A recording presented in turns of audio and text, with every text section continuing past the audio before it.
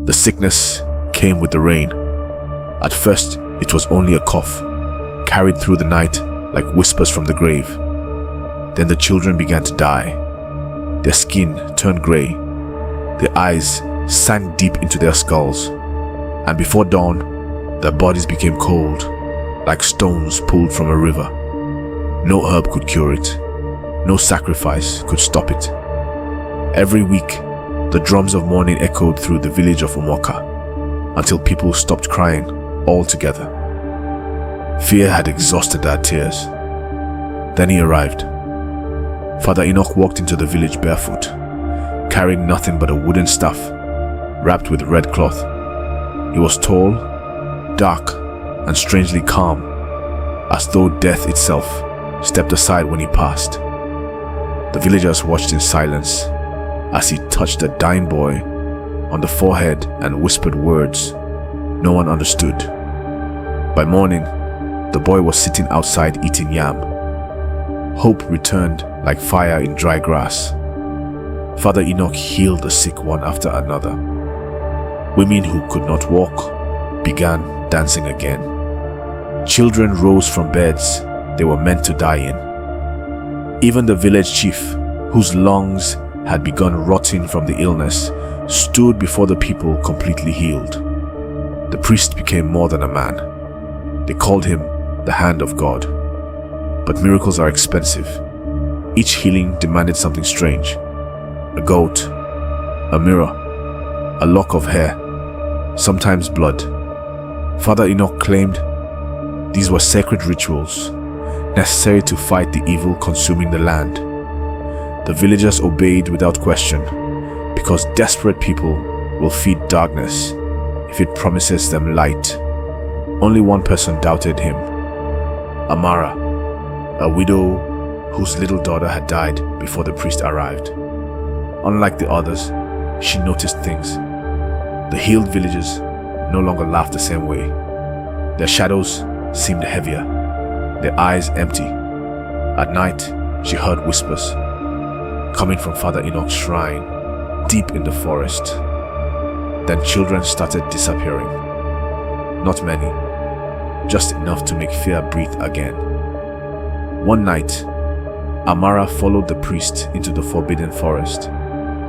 Hidden beneath the roots of an ancient tree, she found a chamber lit with candles made from human fat. The walls were covered in symbols drawn with blood, and there, chained beside a pit, were the missing children, alive but weak. Father Enoch was not praying. He was feeding. The sickness had never been a curse from the gods.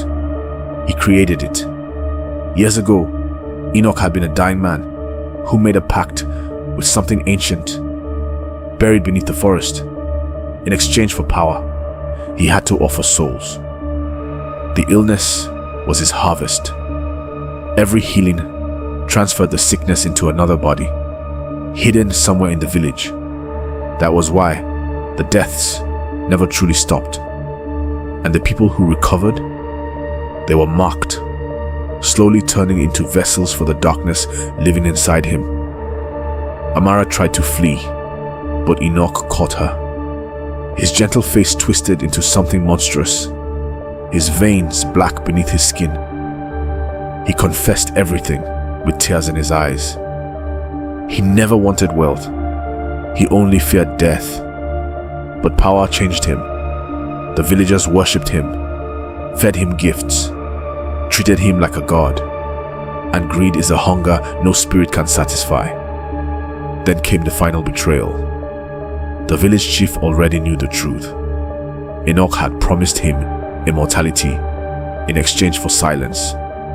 Together, they sacrificed innocent people while pretending to save them. But darkness always collects its debt.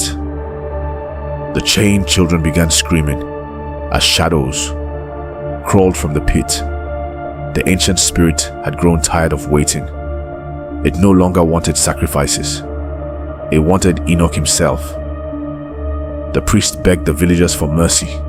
When the truth came out, the same people who once kissed his feet dragged him through the streets.